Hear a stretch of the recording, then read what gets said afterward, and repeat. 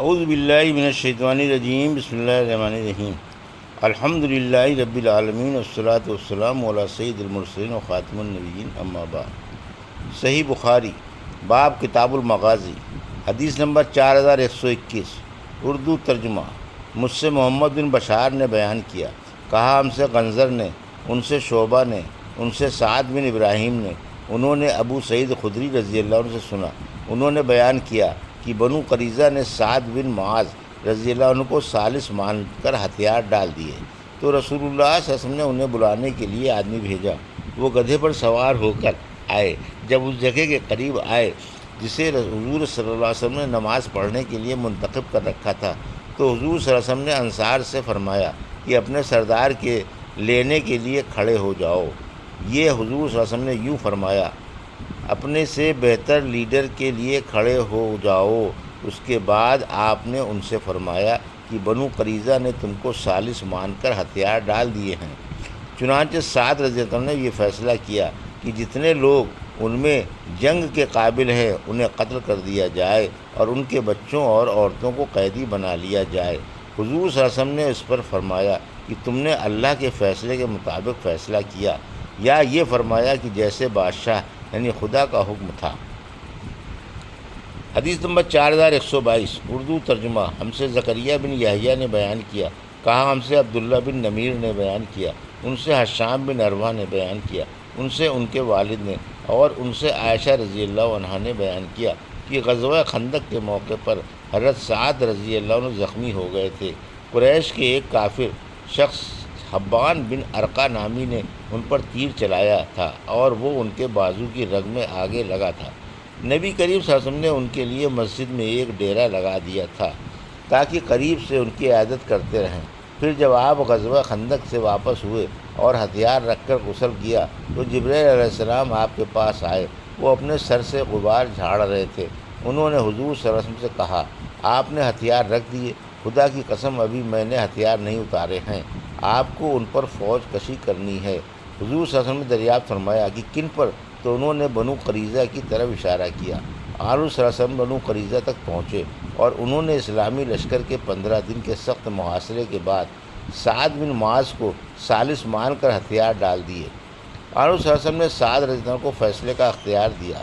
سعد رضی اللہ عنہ نے کہا کہ میں ان کے بارے میں فیصلہ کرتا ہوں کہ جتنے لوگ ان کے جنگ کرنے کے قابل ہیں وہ قتل کر دیے جائیں، ان کی عورتیں اور بچے قید کر لیے جائیں اور ان کا مال تقسیم کر لیا جائے۔ حشام نے بیان کیا کہ پھر مجھے میرے والد نے عائشہ رضی اللہ عنہ سے خبر دی کہ سعد نے یہ دعا کی تھی، اے اللہ تو خوب جانتا ہے کہ اس سے زیادہ مجھے کوئی چیز عزیز نہیں کہ میں تیرے راستے میں اس قوم سے جہاد کروں جس نے تیرے رسول صلی اللہ علیہ وسلم کو جھٹلایا اور انہیں ان کے وطن سے نکالا۔ لیکن اب ایسا معلوم ہوتا ہے کہ تو نے ہماری اور ان کی لڑائی ختم کر دی ہے، لیکن اگر قریش سے ہماری لڑائی کا کوئی بھی سلسلہ ابھی باقی ہو تو مجھے اس کے لیے زندہ رکھیے، یہاں تک کہ میں تیرے راستے میں ان سے جہاد کروں، اور اگر لڑائی کے سلسلے کو تو نے ختم ہی کر دیا ہے تو میرے زخموں کو پھر سے ہرا کر دے اور اسی میں میری موت واقع کر دے۔ اس دعا کے بعد سینے پر ان کا زخم پھر سے تازہ ہو گیا۔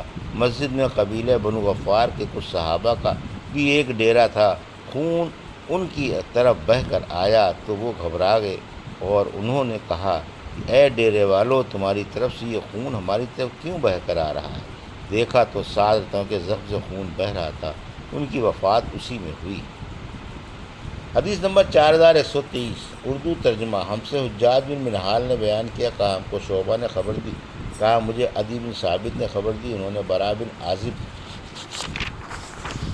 رضی اللہ عنہ سے سنا، انہوں نے بیان کیا کہ نبی کریم صلی اللہ علیہ وسلم نے حسان بن ثابت رضی اللہ عنہ سے فرمایا کہ مشرکین کی ہجوم کے کر، یا آن صلی اللہ علیہ وسلم نے اس کے بجائے حاجہم فرمایا، جبرائیل علیہ السلام تمہارے ساتھ ہیں۔ حدیث نمبر 4122، اردو ترجمہ۔ اور ابراہیم بن طہمان نے شیبانی سے یہ زیادہ کیا ہے کہ ان سے عدی بن ثابت نے بیان کیا اور ان سے برا بن عازب رضی اللہ عنہ نے بیان کیا کہ رسول اللہ صلی اللہ علیہ وسلم نے غزوہ بنو قریظہ کے موقع پر حسان بن ثابت رضی اللہ عنہ سے فرمایا تھا کہ مشرکین کی ہجو کرو، جبرائیل علیہ السلام تمہاری مدد پر ہیں۔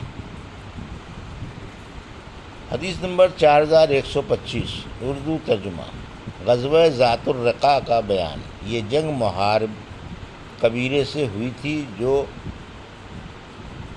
خفصہ کی اولاد تھے، اور یہ خصفہ بنو صلبہ کی اولاد میں سے تھا جو غطفان قبیلے کی ایک شاخ ہے۔ نبی کریم صلی اللہ علیہ وسلم نے اس غزوے میں مقام نخل پر پڑاؤ کیا تھا۔ یہ غزوہ خیبر کے بعد واقع ہوا، کیونکہ ابو موسیٰ اشعری رضی اللہ عنہ غزوہ خیبر کے بعد حج سے مدینے آئے تھے، اور غزوہ ذات الرقاع میں ان کی شرکت روایتوں سے ثابت ہے۔ اور عبداللہ بن ججا نے کہا، انہیں عمران قطان نے خبر دی، انہیں یحییٰ بن کثیر نے، انہیں ابو سلمہ نے، اور انہیں حضرت جابر بن عبداللہ رضی اللہ عنہ نے کہ نبی کریم صلی اللہ علیہ وسلم نے اپنے اصحاب کے ساتھ نماز خوف 7ویں سال یا 7ویں غزوے میں پڑھی تھی، یعنی غزوہ ذات الرقاع میں۔ حضرت عبداللہ بن عباس رضی اللہ عنہ نے کہا کہ نبی کریم صلی اللہ علیہ وسلم نے نماز خوف ذو قرد میں پڑھی تھی۔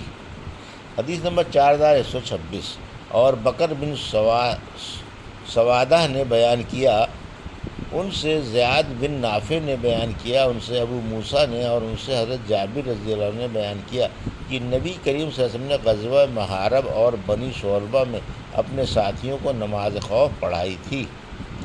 حدیث نمبر 4127 اردو ترجمہ اور ابن اسحاق نے بیان کیا، انہوں نے وہب بن کیسان سے سنا، انہوں نے حضرت جابر رضی اللہ عنہ سے سنا کہ نبی کریم صلی اللہ علیہ وسلم غزوہ ذات الرقاع کے لیے مقام نخل سے روانہ ہوئے تھے۔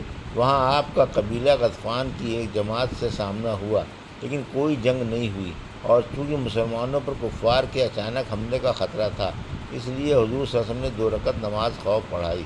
اور یزید نے سلمہ بن الاکوع سے بیان کیا کہ میں نبی کریم صلی اللہ علیہ وسلم کے ساتھ غزوہ ذو القرد میں شریک تھا۔ حدیث نمبر 4128 اردو ترجمہ ہم سے محمد بن علاء نے بیان کیا، کہا ہم سے ابو امامہ نے بیان کیا، ان سے برید بن عبداللہ بن ابی بردہ نے، ان سے ابو بردہ نے، اور ان سے ابو موسیٰ اشعری رضی اللہ عنہ نے بیان کیا کہ ہم نبی کریم صلی اللہ علیہ وسلم کے ساتھ ایک غزوے کے لیے نکلے۔ ہم 6 ساتھی تھے، اور ہم سب کے لیے صرف ایک اونٹ تھا جس پر باری باری ہم سوار ہوتے تھے۔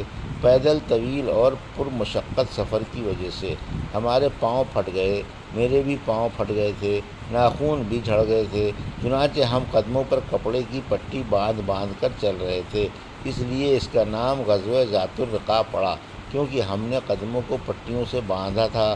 ابو موسیٰ اشعری رضی اللہ عنہ نے یہ حدیث تو بیان کر دی، لیکن پھر ان کو اس کا اظہار اچھا نہیں معلوم ہوا، فرمانے لگے کہ مجھے یہ حدیث بیان نہ کرنی چاہیے تھی، ان کو اپنا نیک عمل ظاہر کرنا برا معلوم ہوا۔ حدیث نمبر 4129 اردو ترجمہ ہم سے قنیبہ بن سعید نے بیان کیا، کہا ہم سے امام مالک نے، ان سے یزید بن رومان نے، ان سے صالح بن خوات نے ایک ایسے صحابی سے بیان کیا جو نبی کریم صلی اللہ علیہ وسلم کے ساتھ غزوہ ذات الرقاع میں شریک تھے، کہ نبی کریم صلی اللہ علیہ وسلم نے نماز خوف پڑھی تھی۔ اس کی صورت یہ ہوئی تھی کہ پہلے ایک جماعت نے آپ کی اقتداء میں نماز پڑھی، پھر اس وقت دوسری جماعت مسلمانوں کی دشمن کے مقابلے پر کھڑی تھی۔ حضور صلی اللہ علیہ وسلم نے اس جماعت کو جو آپ کے پیچھے صف میں کھڑی تھی 1 رکعت نماز خوف پڑھائی، اور اس کے بعد آپ کھڑے رہے۔ اس جماعت نے اس عرصے میں اپنی نماز پوری کر لی اور واپس آ کر دشمن کے مقابلے میں کھڑے ہو گئے۔ اس کے بعد دوسری جماعت آئی تو حضور صلی اللہ علیہ وسلم نے انہیں نماز کی دوسری رکعت پڑھائی جو باقی رہ گئی تھی، اور رکوع سجدے کے بعد آپ قاعدے میں بیٹھے رہے۔ پھر ان لوگوں نے جب اپنی نماز جو باقی رہ گئی تھی پوری کر لی تو آپ نے ان کے ساتھ سلام پھیرا۔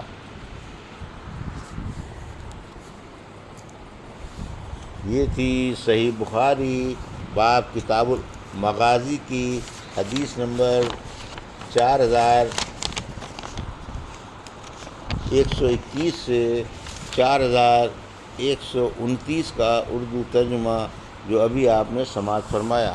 اللہ سے دعا ہے کہ اللہ میں حدیثوں کی صحیح سمجھ عطا فرما اور ان پر عمل کرنے کی توفیق عطا فرما، آمین یا رب العالمین۔